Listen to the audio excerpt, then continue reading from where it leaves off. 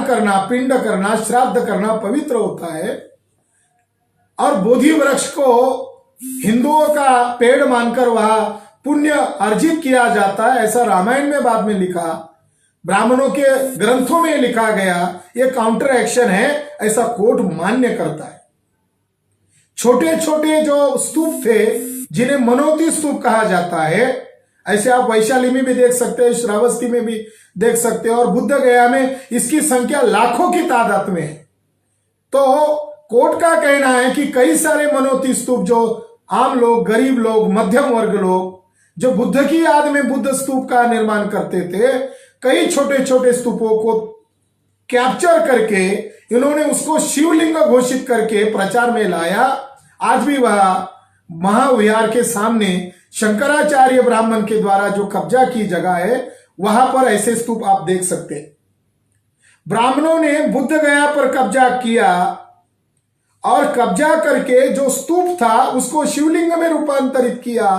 यह बात उस समय का कोर्ट मान्य करता है। इसका मतलब है कि शंकराचार्य के द्वारा शैविज्म का प्रचार किया गया और बुद्ध के जो भी स्थल थे वहां पर शिवलिंग की स्थापना की गई, मगर शिवलिंग कोई अलग से नहीं बनाया, स्तूपों को तोड़कर ही बनाया।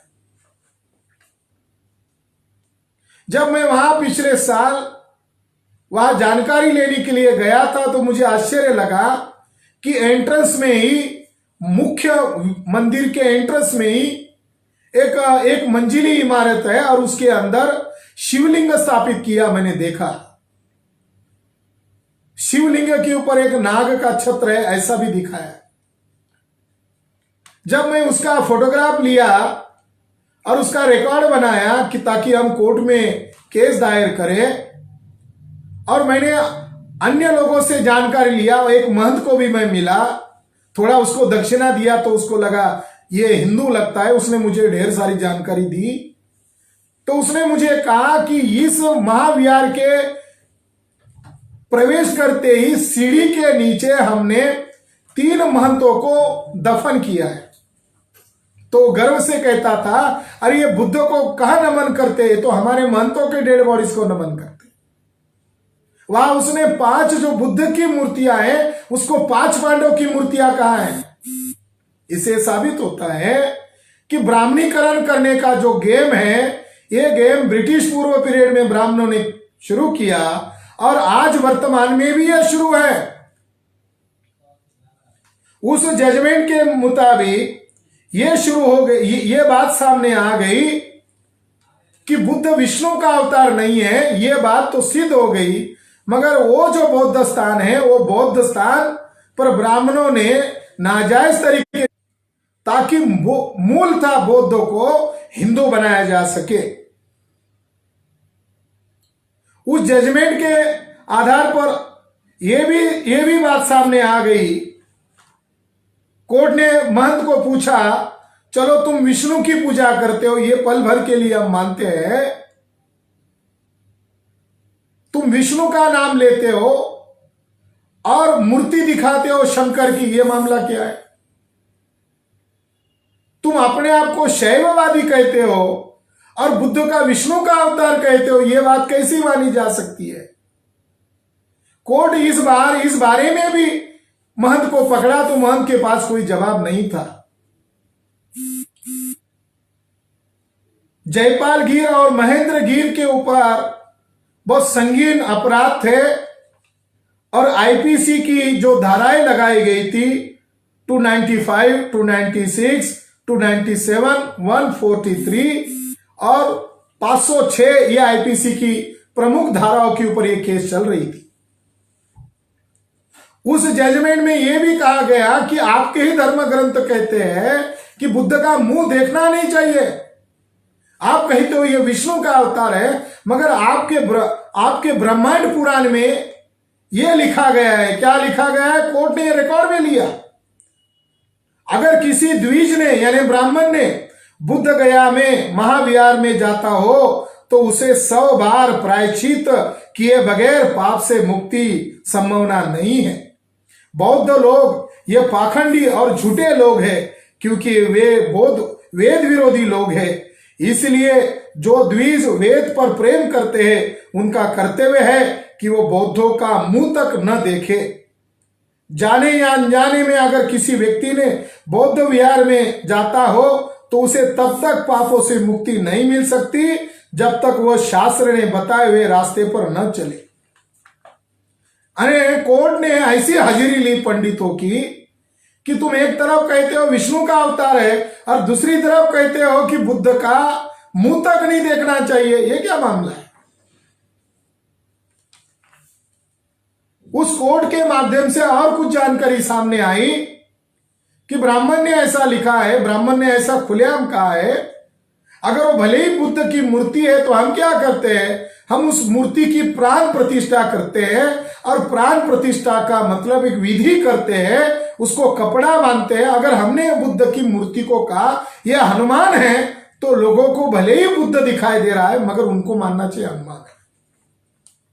अगर हमने प्राण प्रतिष्ठा किया और कहा यह विष्णु है तो लोगों को यह मानना चाहिए विष्णु है। तो इस कोर्ट के जजमेंट के माध्यम से यह भी पता चला कि ब्राह्मणों ने किस तरीके से बुद्ध धर्म के ऊपर, उनके प्रतीकों के ऊपर और उनके पवित्र स्थानों पर कब्जा किया। इसका भंडाफोड़ हुआ और उसके मालिकाना हक किसके पास है, तो कोर्ट ने अंतिम फैसला देते हुए कहा कि बुद्ध गया पर असली मालिकाना हक केवल और केवल बौद्धों का है।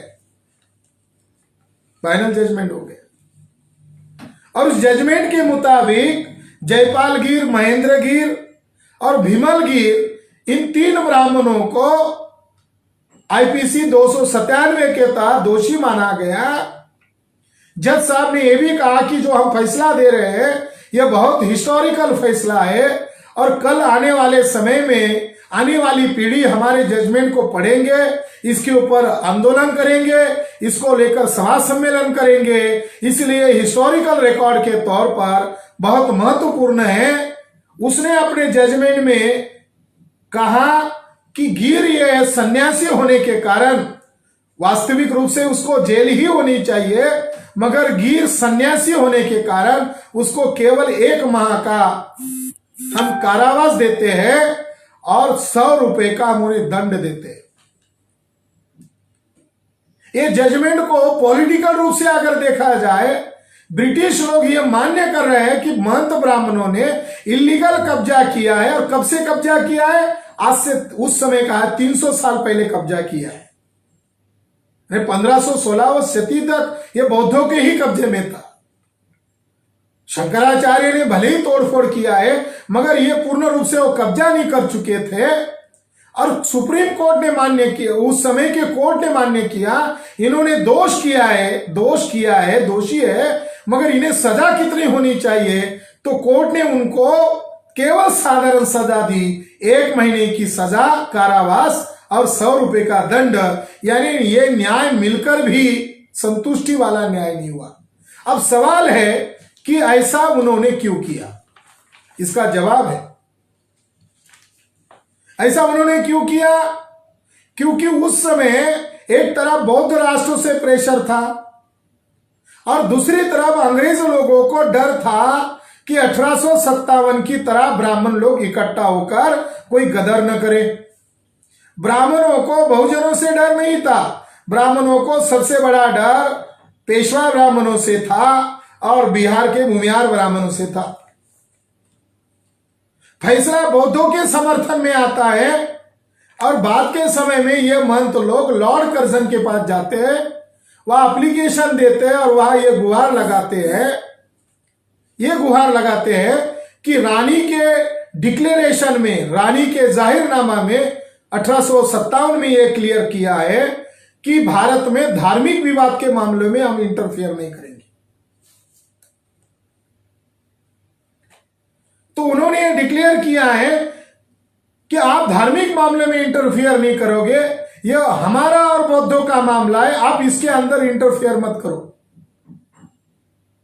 यह 1895 के जजमेंट के बाद ब्राह्मण प्रतिक्रिया करते हैं और सबसे बड़ी प्रतिक्रिया यह होती है कि बौद्ध लोगों के स्थानों पर कब्जा करने के बाद ब्राह्मण लोग आज वर्तमान में वहां देखते हो, सुरई ससई ने जो आंदोलन किया था, मुख्य विहार के अंदर जो स्तूप को तोड़कर शिवलिंग बनाया था उसको उखाड़ने के लिए वो आंदोलन था, जिसमें महाराष्ट्र के लोगों ने ज्यादा बढ़ चढ़कर हिस्सा लिया था।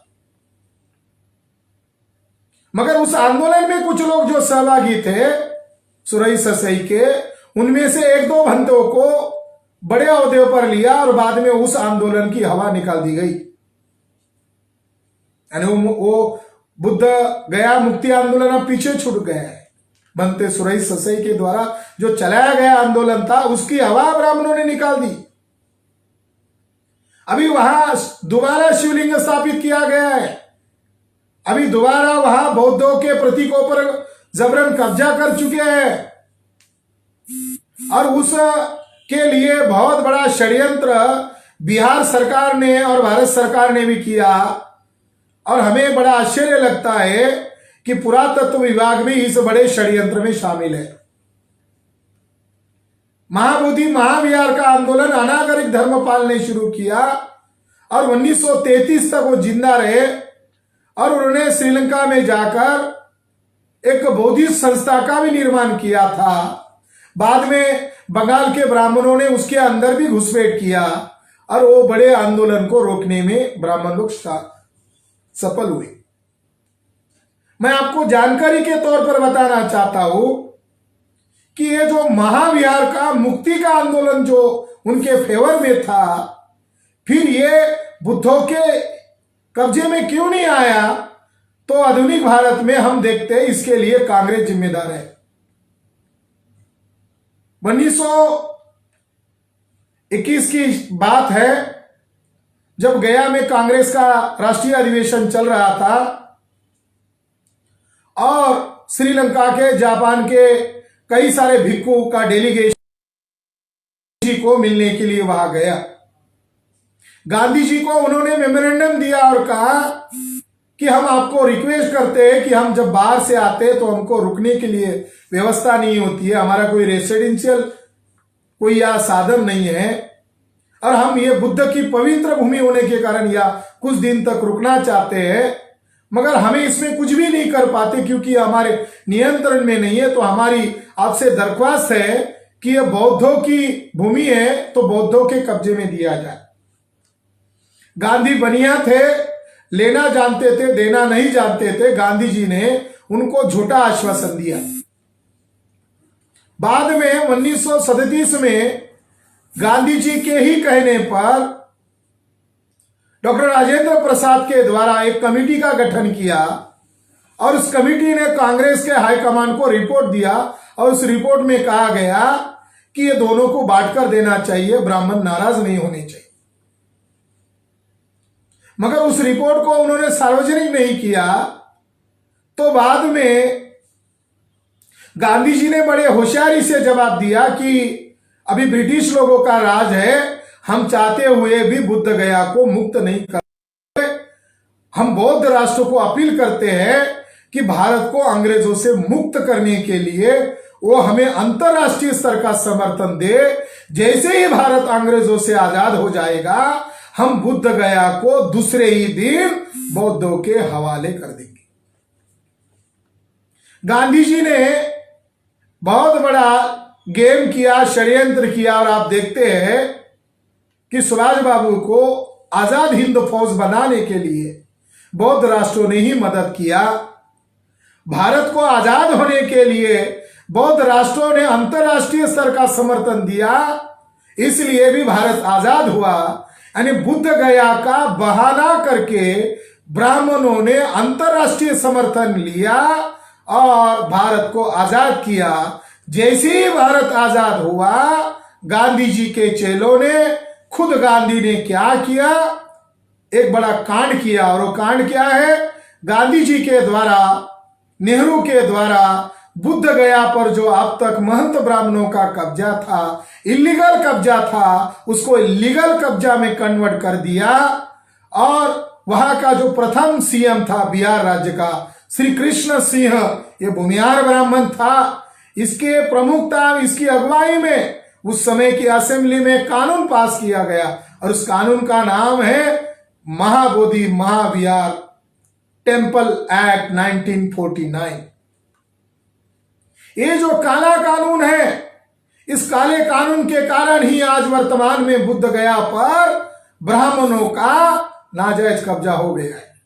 ये कानून बनाया, इसके पहले श्री कृष्ण सिंह ने महंतों के साथ मीटिंग किया और उस समय का जो उपराष्ट्रपति ब्राह्मण था डॉक्टर सर्वपल्ली राधाकृष्णन, ये महंतों के पास गया, महंतों को समझाया, गुप्त रूप से मीटिंग किया और जब ये कानून पास हुआ तो वो कानून इसीलिए बनाया गया था कि उसकी प्रॉपर्टी अब राज्य सरकार के नियंत्रण में जाए। अब ये राज्य सरकार के पास महाबोधि विहार ट्रांसफर करने का मामला आया तो वहां सर्वपल्ली राधाकृष्णन गया और महंत ब्राह्मणों ने वहां मिटाई बाती। जो महंत ब्राह्मण ब्रिटिशों के पीरियड में कोर्ट में फैसला हारने के बावजूद भी इलीगल कब्जा कर चुके थे, आजाद भारत में महंत ब्राह्मणों ने खुशी खुशी से वो ट्रांसफर क्यों किया? क्योंकि वो जो एक्ट है महाबोधि महाविहार टेम्पल एक्ट 1949, उसके अंदर ही यह लिखा हुआ है। क्या लिखा हुआ है कि उसके ऊपर 9 लोगों की कमेटी रहेगी, 4 लोग हिंदू रहेंगे और 4 लोग बौद्ध भारतीय बौद्ध रहेंगे और उसका जो अध्यक्ष है वो अध्यक्ष कलेक्टर रहेगा गया जिले का। और उसमें भी एक क्लॉज जोड़ा गया कि वही कलेक्टर रहेगा जो हिंदू होगा। अगर गया में हिंदू कलेक्टर नहीं रहा तो राज्य सरकार किसी दूसरे हिंदू को उसका अध्यक्ष बनाएगी। अगर बहुमत का आंकड़ा सिद्ध करने का मामला है तो इस एक्ट में लिखा हुआ है बहुमत 5 हिंदुओं का रहेगा और 4 बौद्ध रहेंगे। जब मैंने वहां अंदर जो गड़बड़ी देखी पिछले 2 साल पहले, तो वहां एक आईएएस अधिकारी जो उसका सेक्रेटरी था और दार्जिलिंग का वो बुद्धिस्ट था, दोरजे, उसका नाम दोरजे। मैं उन्हें मिलने के लिए गया और उनको कहा बिहार के अंदर 5 पांडव बोर्ड लगाया है, बिहार के अंदर लिंग बिठाया गया है, बिहार के अंदर वो 3 महंतों को गाड़ के रखा हुआ है, तो ये चीजें ये इंटरनेशनल हेरिटेज है, ये कहां तक सही है? मैं रिसर्च करने के लिए आया हूं दोरजे साहब, आप मुझे जानकारी दो। दोरजे प्रशासनिक अधिकारी, रिटायर्ड अधिकारी, दोरजे ने मुझे जवाब दिया कि आप किस वहम में हो, आपने महाबोधि महाविहार एक्ट नहीं पढ़ा है, उसके अंदर लिखा हुआ है खाली बौद्ध ही इसके मालिक नहीं है, महंत ब्राह्मण हिंदू भी इसके मालिक है। जो उसका सेक्रेटरी बनाया गया है वो मेरे मुंह पर कह रहा था कि यह स्थान केवल बौद्धों का नहीं है, यह स्थान महंत ब्राह्मणों का भी है। मुझे बड़ा आश्चर्य लगा। तो आज जो वर्तमान में बुद्ध गया पर जो कब्जा है, इसका एकमात्र कारण है और वो कारण है महाबोधि टेम्पल एक्ट 1949 का एक काला कानून। इस कानून के और उन्होंने एक ट्रस्ट बनाई, उन्होंने एक कमेटी बनाई, महाबोधि महाविहार मैनेजमेंट कमेटी, और उसके अंदर उन्होंने जो क्लॉज जोड़े हैं एक्ट के अनुरूप जो मैनेजमेंट कमेटी बनाई, उसके अंदर उन्होंने यहां तक लिखा है कि महाबोधि महाविहार जो कमेटी बनाई गई है मैनेजमेंट कमेटी, इसकी जानकारी कोई मांग नहीं सकता और इसको कोर्ट में कोई चुनौती नहीं दे सकता। मैंडेटरी नहीं है कि इसका सारा रिकॉर्ड दुनिया के सामने रखा जाए। तो इसीलिए ये जो एक्ट है, ये एक्ट को कांग्रेस ने लाया और कांग्रेस ने बुद्ध गया के ऊपर ब्राह्मणों का फिर से कब्जा करवाया और ये कब्जा करवाने के पीछे पंडित जवाहरलाल नेहरू मेजर विलन है, गांधी मेजर विलन है और बदमाश कांग्रेस के लोगों ने बुद्ध गया के ऊपर कब्जा किया है और आज आरएसएस का उसके ऊपर कब्जा है। यानी लीगल रूप से कब्जा करवाया कांग्रेस के लोगों ने और उसके ऊपर श्यामा प्रसाद मुखर्जी जैसे आरएसएस के ब्राह्मणों का कब्जा किया। यानी कांग्रेस और आरएसएस म्यूचुअल अंडरस्टैंडिंग करके महाबोधि महाविहार पर कब्जा कर चुके थे। आज भी उनका इस मामले में म्यूचुअल अंडरस्टैंडिंग। साथियों, और एक आश्चर्यजनक जानकारी मैं देना चाहता हूं कि एक शख्स सन 2012 में सुप्रीम कोर्ट में गया। वो दार्जिलिंग के बुद्धिस्ट है, मूलतः बुद्धिस्ट है, और उन्होंने सुप्रीम कोर्ट में केस डाली। शायद उस समय चंद्रचूड़ जज साहब थे सुप्रीम कोर्ट के, और उनकी दलील थी कि बुद्ध गया ये मूलतः बौद्ध स्थान है, तो इसको ये जो महंत ब्राह्मणों का इसके ऊपर कब्जा कैसे, कानून बनाकर, तो उनका प्रे था ये बौद्धों के नियंत्रण में होना चाहिए, बल्कि बुद्ध धर्म के जो दुश्मन हैं उनके नियंत्रण में नहीं होना चाहिए। 2012 में ये केस चला, उसके ऊपर हेयरिंग चला। 2018 में सुप्रीम कोर्ट के जज ने जजमेंट दिया, और जजमेंट में कहा कि हम लोग जुडिशरी की कुछ मर्यादाएं हैं। सुप्रीम कोर्ट के जज ने कहा कि हमारी कुछ मर्यादाएं हैं और आपकी बात सही है, फिर भी हमारी मर्यादा को आप ध्यान में रखें कि हम सुप्रीम कोर्ट के जज किसी भी लेजिस्लेचर के अंदर इंटरफेयर नहीं कर सकते। हम उस स्टेट को आदेश नहीं दे सकते कि वो बौद्धों के नियंत्रण में होनी चाहिए, जबकि न्याय का पक्ष तो बुद्धों के समर्थन में था। मगर सुप्रीम कोर्ट के जजेस ने भी हाथ ऊपर कर दिया और उन महाशय को कहा कि आप दोबारा केस लेकर आओ, आप जो महाबोधि टेम्पल एक्ट है उसको ही चैलेंज करने वाला केस लेकर आओ। उस महाशय ने फिर बाद में उनको पता चला इसकी मुक्ति का कोई आंदोलन चला रहे हैं, तो श्रीलंका के भंते के द्वारा उन्होंने मेरा संपर्क लिया और उन्होंने मेरे से संपर्क किया और कहा मैं अभी 80 साल का बूढ़ा हो गया हूं और न जाने कितने दिनों में ये केस चलेगा और न जाने मेरा क्या होगा। आप सही बुद्धिस्ट लोग हैं और आप वहां आकर ब्राह्मणों से लड़ रहे हैं, इसलिए ये केस आप ही चलाइए, मैं आपको हैंडओवर करना चाहता हूं।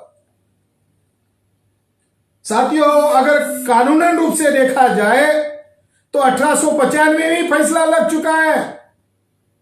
ब्रिटिश पीरियड में 1895 में फैसला हो चुका है, अंतिम फैसला हो चुका है कि वो स्थान बौद्धों का है और उस स्थान पर ब्राह्मणों ने कब्जा इसलिए किया कि मूल बुद्धिस्ट लोगों को हिंदू बनाया जा सके और उनको ब्राह्मणों का गुलाम बनाया जा सके। यह फैसला कई मायने में महत्वपूर्ण है। मैं तो कहता हूं कि सुप्रीम कोर्ट क्या, भारत का कोई भी सिस्टम मूल बुद्धिस्ट लोगों को बुद्ध गया पर कब्जा करने के लिए रोक नहीं सकते। भारत के अंदर बुद्ध गया मुक्ति आंदोलन राष्ट्रीय स्तर पर शुरू हो चुका है और इस पर कानूनन ढंग से कब्जा किया जाएगा। कानूनन ढंग से का मतलब 1895 में हमारे समर्थन में फैसला आ चुका है। हमें राष्ट्रीय स्तर का आंदोलन खड़ा करना होगा और उस जगह पर डायरेक्ट कब्जा करना होगा। साथियों, इस विषय के संदर्भ में आखिरी एक बात मैं आपको बताना चाहता हूं। इंटरनेशनल हेरिटेज यूनेस्को द्वारा इन अंतरराष्ट्रीय हेरिटेज की मान्यता बुद्ध गया को मिली हुई है। उसके लॉ के जो नॉर्म्स है और महाबोधि विहार का जो एक्ट है, ये एक दूसरे को क्रॉस करता है। बड़ा आश्चर्यजनक बात है कि एक स्टेट के कुछ चंद लोग इंटरनेशनल हेरिटेज के कानून को वायोलेशन कर रहे हैं। पुरातत्व विभाग का जो कानून है, इसके खिलाफ ये एक्ट है। इस रूप से भी इस बात को चैलेंज किया जा सकता है और अंतरराष्ट्रीय न्यायालय में भी इसको चैलेंज किया जा सकता है। इस बात में हम सोच रहे हैं और इस बारे में हम लोग कानूनन कार्रवाई करने की भी तैयारी में हैं। मगर मुझे एक दूसरा खतरा दिखाई देता है।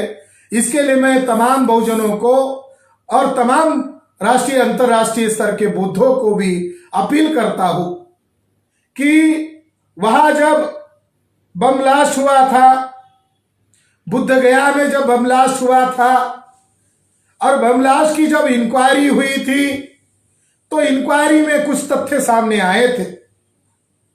उन तथ्यों को मीडिया ने छुपा के रखा है, उस तथ्यों को न्यायपालिका के लोगों ने भी छुपा के रखा है। बुद्ध गया में जो बम ब्लास्ट हुआ, यह बम ब्लास्ट मोहन भागवत और आरएसएस के लोगों ने किया है। आप कहेंगे इसके लिए सबूत क्या है? मुशर्रफ साहब की एक किताब हाल ही में पब्लिश हुई, Brahmins bombed and Muslim hanged, यानी बम फोड़े ब्राह्मणों ने और सूली पर चढ़ाए गए, जेल में डाले गए मुसलमान, बेकसूर मुसलमान। उन्होंने कई जजमेंट का हवाला इसके अंदर दिया और वहां जो मुस्लिम नौजवानों को जेल हुआ था, इसलिए उस जजमेंट को 7 मुस्लिमों को गया के, बुद्ध गया के अंदर जो बम ब्लास्ट हुआ उसके सिलसिले में केस अभी भी कारावास में है।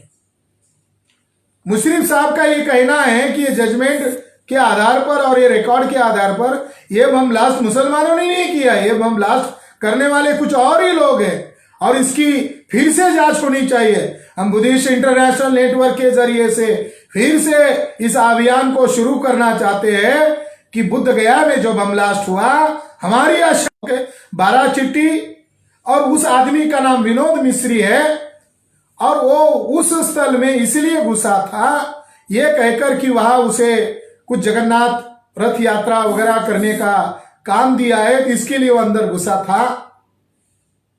अंदर उसकी कुछ संदिग्ध चीजें मिली, उसमें भिक्खू का एक पोशाक मिला, उसके अंदर एक बैग मिली और उसके अंदर कुछ डायरी मिली और उसकी जब तफ्तीश की गई एनआईए के द्वारा जब उसकी तफ्तीश की गई तो यह पता चला रात के 1 बजे से लेकर सवेरे 4 बजे तक यह आदमी दिल्ली के कुछ खास लोगों को कॉल कर रहा है। उनके नाम पता चले, उनके नंबर पता चले, उनके पता एनआईए को पता चला। यानी बम ब्लास्ट करने का पूरा प्लान दिल्ली में तय हुआ था और दिल्ली को संपर्क कर रहा था विनोद मिस्री नामक व्यक्ति। और ये विनोद मिस्री कई क्या इंक्वायरी हुई, वो कौन लोग थे, इनको सार्वजनिक क्यों नहीं किया गया? तो हमारा यह का मानना है जब तक महंत ब्राह्मणों का बुद्ध गया पर कब्जा रहेगा फिर दोबारा कोई साजिश हो सकती है। इसलिए बुद्ध गया तुरंत महंत ब्राह्मणों के नियंत्रण से हटाना चाहिए, क्योंकि जो बुद्ध धर्म के दुश्मन है वो अंदर उसके ऊपर कब्जा कर चुके। मुझे यहां तक जानकारी मिली है कि अंतरराष्ट्रीय जो पैसा उन्हें मिलता है उन पैसों का नाजायज इस्तेमाल किया जाता है। उसके बगल में ही जगन्नाथ टेम्पल बनाया गया है। मैं 10 साल पहले जब वहां गया था तो वहां इतना ज्यादा बड़ा नहीं था, मगर आज 2-3 मंजिल की इमारतें बुद्ध गया के मुख्य विहार के नजदीक बनाई जा रही है। उसकी छवि को खराब किया जा रहा है और वो स्थान भी बुद्ध महाविहार का ही हिस्सा है, मगर उसके ऊपर ब्राह्मणों ने कब्जा कर लिया है। इसलिए महंत ब्राह्मणों का बुद्ध गया पर कब्जा होने के कारण वहां के इलाके के अंदर जो बौद्ध स्थल है, बौद्ध मॉन्यूमेंट्स है, उसको भी डिस्ट्रॉय करने का काम इन महंत ब्राह्मणों के द्वारा किया गया। इसलिए साथियों, बुद्ध गया को मुक्त करना समय की जरूरत है। दूसरा विषय है, और वो दूसरा विषय है कि साकेत मुक्ति आंदोलन। साकेत मूलतः ये बौद्ध स्थान है और यहां पर तथागत भगवान गौतम बुद्ध 6 वर्ष रह चुके थे। साकेत का संबंध विशाखा से है। विशाखा धनंजय की पुत्री है